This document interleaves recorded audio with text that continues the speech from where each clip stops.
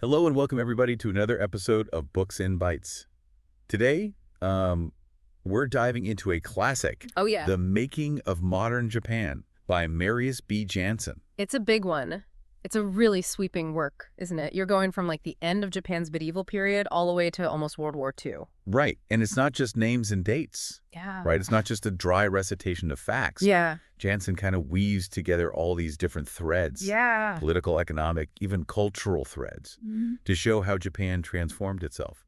He digs into the why behind the changes, not just the what. Yeah, exactly. One of the things that makes this work so compelling is that he brings up these recurring themes throughout Japanese history. Okay, so before we get into the specifics, can you give us a quick overview? What are those major themes? What should we be listening for as we go through this deep dive? Well, I think one of the big ones is this interplay between tradition and innovation. Okay. You'll see how Japanese leaders over and over, they draw upon the past to legitimize new ways of doing things. So like using old ideas to justify radical change. Exactly. And closely tied to that is this tension between continuity and change. Like Japan undergoes these massive transformations, but you'll see that certain core values and social structures, they kind of persist. They stick around. That makes sense. It's not like they just wiped the slate clean and became like a copy of the West. Right. And another big one is this search for national identity. Okay. You know, as Japan modernizes and encounters the wider world, there's this constant grappling with what it means to be Japanese in a new era. Got it. So we've got tradition and innovation, continuity and change, and this search for identity. Those are like our guideposts as we go through the making in modern Japan. Exactly. Sounds epic. It is. It's a big one. But where do we even begin? Well, Jansen starts us off in the 16th century, Okay. a period of chaos and warfare known as the Sengoku period. Sengoku period. Yeah, think warring feudal lords, shifting alliances, and a power vacuum at the top. So basically the Game of Thrones of Japan. Haha. Yeah. Not a bad analogy. And it's out of this chaos that we get our first key figures, Oda Nobunaga, Toyotomi Hideyoshi, and Tokugawa Ieyasu. The great unifiers. Yes. I remember reading about how these guys basically put the pieces of Japan back together. That's right. But what's interesting is how they go about it. Okay. They're not just brute force conquerors. Right. They're clever strategists, shrewd politicians, Mm. and they understand the importance of legitimacy. Okay, give me an example. What do you mean by legitimacy? Well, let's take Hideyoshi. He never actually became shogun, Okay. but he wielded immense power. And he did it partly by manipulating the imperial court. Interesting. He understood the symbolic importance of the emperor, even though the emperor didn't have much real power at the time. So he's using tradition, this ancient institution of the emperor, to bolster his own authority. That ties back to one of our big themes. It does, exactly. And he's also an innovator.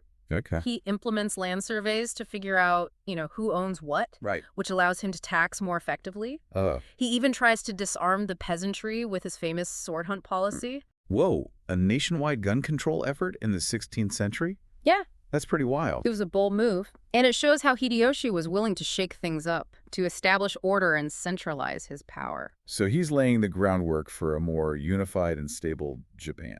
He is. What about Ieyasu? How does he fit into the picture? Ieyasu is the one who ultimately establishes the Tokugawa shogunate, Okay. a dynasty that would rule Japan for over 250 years. Wow. He's known for his patience, his strategic brilliance, and his victory at the Battle of Sekigahara, which basically cemented his control over the country. So we go from chaos to stability, from warring states to a unified nation.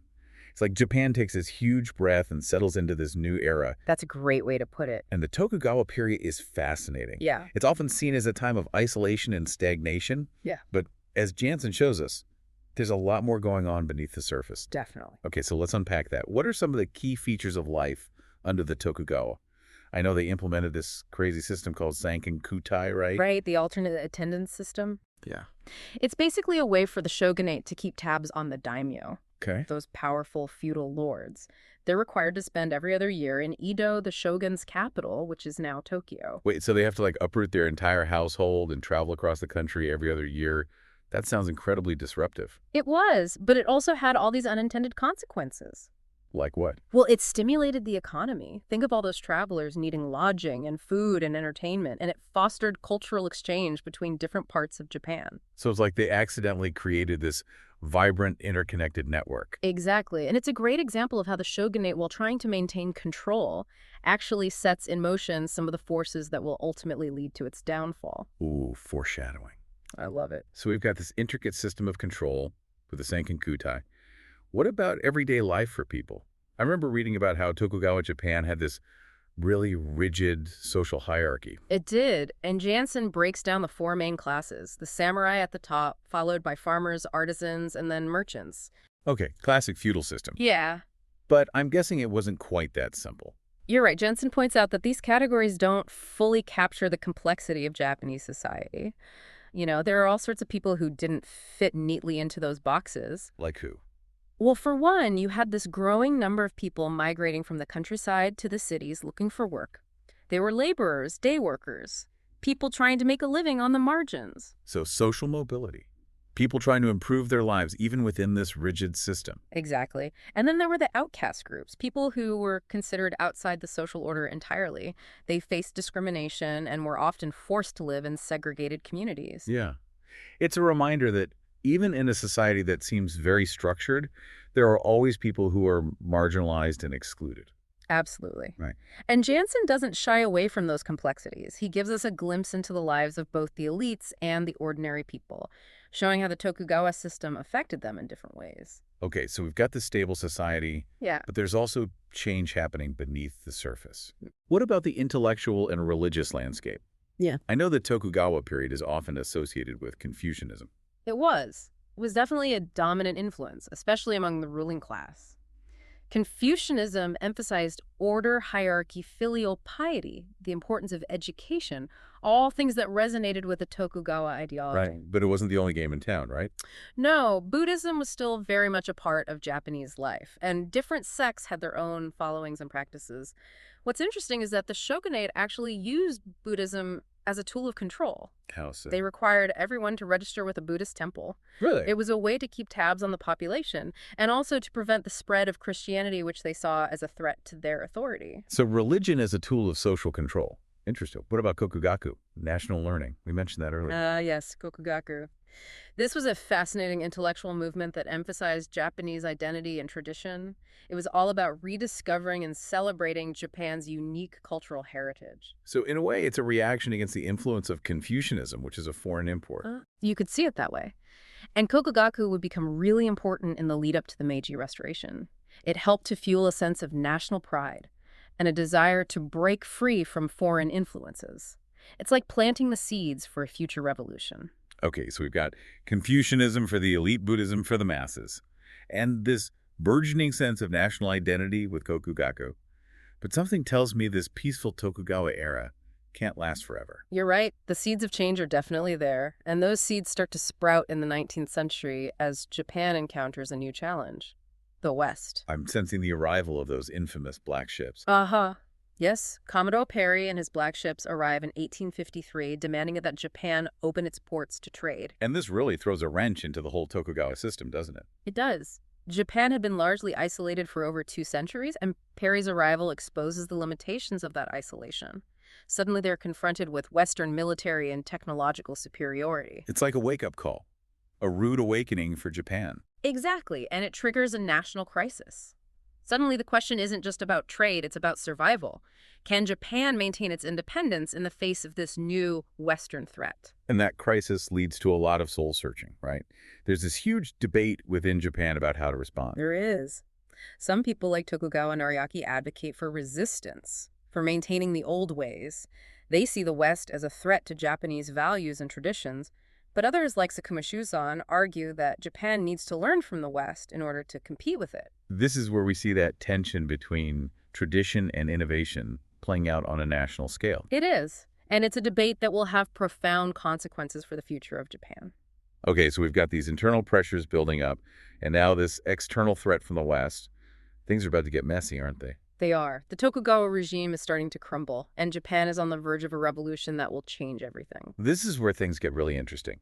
But I think we need to pause here for now and let our listeners absorb all this information. Good idea. It's been a whirlwind tour through centuries of Japanese history. Join us next time as we dive into the Meiji Restoration and explore how Japan transforms itself into a modern nation. It's a story you won't want to miss. So last time we left off with Japan like on the brink of a major upheaval. Right. The Tokugawa shogunate was weakening, and the arrival of Commodore Perry had kind of exposed the country to the power of the West. That's like everything was in flux. Yeah. What happens next? How does this revolution actually unfold? Well, Jansen focuses on this group of young samurai, mostly from the Satsuma and Chushu domains, who are deeply dissatisfied with the shogunate's handling of the situation. They're the ones who are really pushing for change, right? Exactly. They believe that Japan needs to modernize and strengthen itself if it's going to compete with these Western powers. Right. And they see the emperor as the symbol of national unity. Okay. And a potential source of legitimacy for their movement. So they're tapping into that theme of using tradition to legitimize change. Yeah. Instead of clinging to the old ways, they're actually drawing upon the past to create a new future. Exactly. They argue that restoring the emperor to power is the best way to preserve Japan's independence and achieve modernization. So it's not just about getting rid of the shogun. Right. It's about creating a whole new system. Precisely. And Jansen highlights how skillfully they go about it. They build alliances with other powerful domains. Okay. They use propaganda to sway public opinion. And they even stage a military coup. So it's a combination of political maneuvering, public relations, and a bit of good old-fashioned force. That's right. And it all culminates in 1868 with the Meiji Restoration. Okay. The shogun is forced to resign. Wow. The emperor is restored to power. Okay. And a new era begins for Japan. Okay, so the revolution succeeds. What happens next? How does Japan actually go about modernizing itself? Well, the Meiji leaders embark on this incredibly ambitious program of reform and transformation. Okay. They abolish feudalism, which means dismantling the entire system of samurai privileges and redistributing land to the peasants. Whoa, that's a huge shift. They're basically overturning centuries of tradition. They are, and they're doing it with remarkable speed and determination. Wow. They create a new constitution, a modern bureaucracy, a new legal system. Okay. They invest heavily in education, sending students abroad to study Western science and technology. It's like they're trying to compress centuries of Western development into a few decades. They are, and they're doing it with remarkable success. Wow. By the end of the Meiji period, Japan has transformed itself into an industrial powerhouse with a modern military. It's an incredible achievement, but I'm guessing it wasn't easy? What were some of the challenges they faced? Well, for one thing, there was a lot of internal resistance to change. The samurai class in particular felt threatened by the loss of their privileges. Yeah, it makes sense. They're going from the top of the social hierarchy to just ordinary citizens. Exactly. And there were also economic challenges. Industrialization led to rapid urbanization, which created problems like overcrowding, poverty, and pollution. So even as Japan is modernizing, it's also dealing with the growing pains of a rapidly changing society. It's like the classic story of progress and its discontents. Right. And Jansen doesn't shy away from those complexities. Yeah. He shows us the costs of modernization as well as the benefits. Okay, so we've got this incredible transformation happening. But what about our theme of national identity? How does that play out during the Meiji period? That's a great question, and it's a theme that Jansen explores in depth. The Meiji leaders are very conscious of the need to create a strong sense of national identity in order to unite the country and mobilize it for modernization. So they need a story that everyone can buy into, a shared vision for the future. Exactly. And they draw upon a number of sources to create that story. Okay. They promote Shinto, the indigenous religion of Japan, as a national religion. Okay. They emphasize the emperor's divine lineage and his role as a symbol of national unity. And they encourage a sense of pride in Japan's unique history and culture. So they're weaving together religion, nationalism, and cultural heritage to create this powerful sense of what it means to be Japanese. That's right. And it's a strategy that proves to be very effective. I can see how that would be really useful in uniting a country that's going through such rapid change. Yeah. It gives people a sense of grounding and belonging. Exactly. But it also has its downsides. This intense focus on national identity can lead to intolerance of dissent and a tendency towards conformity. So it's a double-edged sword. On the one hand, it's a source of unity and strength. On the other hand, it can be used to stifle criticism and enforce uniformity. That's a great way to put it. And Jansen shows us how that tension plays out in Japanese society as the country moves into the 20th century. So we've got a modernized Japan, a unified nation with a strong sense of national identity. But what happens next? Where does Jansen take us from here? Well, the Meiji period ends in 1912 with the death of Emperor Meiji. And the following decades, known as the Taisho and early Showa periods, are a time of continued change and upheaval. What are some of the key trends and developments that mark this period? Well, for one thing, Japan continues to experience rapid economic growth. It becomes a major player in the global economy, exporting goods all over the world. But this economic success also leads to rising inequality and social tensions. So the benefits of modernization aren't shared equally. Right. And politically, this period is marked by growing instability and a rise in militarism. Hmm. The military begins to exert more and more influence over the government, and Japan becomes increasingly assertive in its foreign policy. It sounds like the seeds of World War II are already being sown. They are. And Jansen's book, even though it ends in the 1930s, gives us a lot to think about in terms of how Japan arrived at that point. This has been such a fascinating journey, and we've gone from a feudal society to a modern nation, from isolation to global power. And we've seen how Japan, throughout this process, has grappled with the challenges of balancing tradition and innovation, continuity and change, and the search for national identity. It's a story that's full of complexity and nuance, and I'm so grateful for your insights in helping us unpack it all. The pleasure is all mine. And there's still so much more to explore in Jansen's work. Absolutely. But for now, we need to take a short break. Join us for the final part of our deep dive, where we'll delve into some of Jansen's key arguments and explore the lasting legacy of this remarkable period in Japanese history. Welcome back to our deep dive into the making of modern Japan. We've covered a lot of ground, from the feudal era to the rise of a modern nation. It's been quite a journey, hasn't it? Seeing how Japan transformed itself in the face of all these incredible challenges, balancing tradition and innovation in a way that's truly remarkable. Before we wrap things up, Yeah. I'd love to hear your take on some of the key arguments that Jansen makes in this book. What are some of the big takeaways that have stuck with you? One of the things that struck me the most is Jansen's argument that the Meiji Restoration wasn't simply like a break from the past.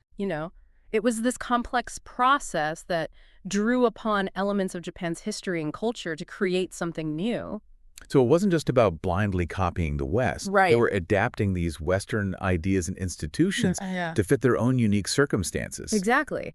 And Jansen gives a lot of examples of this. Think about the way they used the emperor as a symbol of national unity. Right. That wasn't something they borrowed from the West. Right. It was a deeply rooted tradition in Japanese culture that they cleverly repurposed to serve their own ends. That ties into one of the themes we talked about earlier, this interplay of tradition and innovation. It's fascinating to see how they use these old ideas to justify radical changes. It is. And Jansen argues that this ability to adapt and innovate while also preserving a sense of continuity with the past was key to Japan's success in modernizing so rapidly. It's like they were able to create this hybrid, a modern nation that was still distinctly Japanese. Right. And that hybridity is still very much a part of Japanese culture today.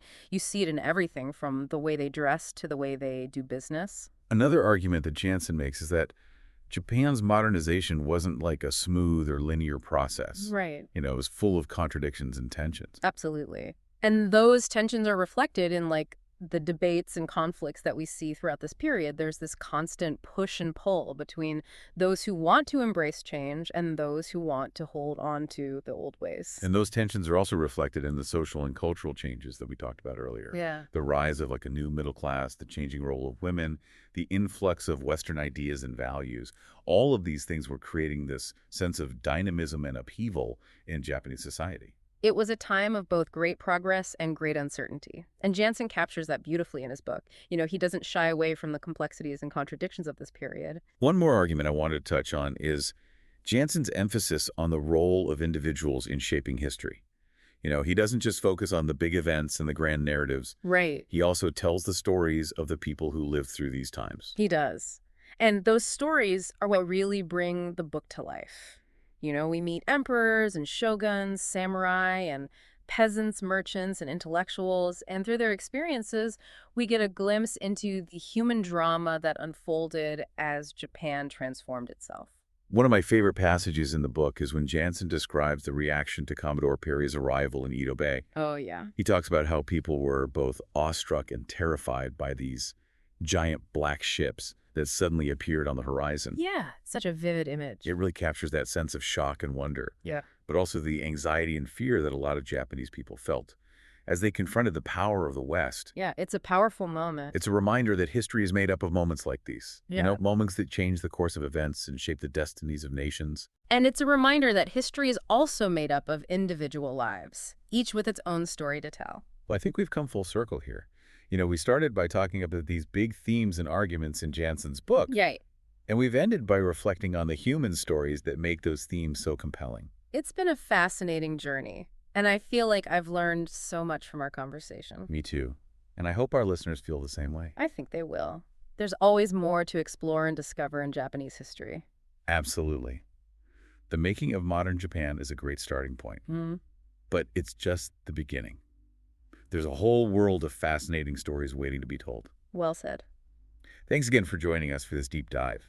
And to our listeners, we hope you'll join us again next time for another journey into the world of ideas and history. Until then, happy reading.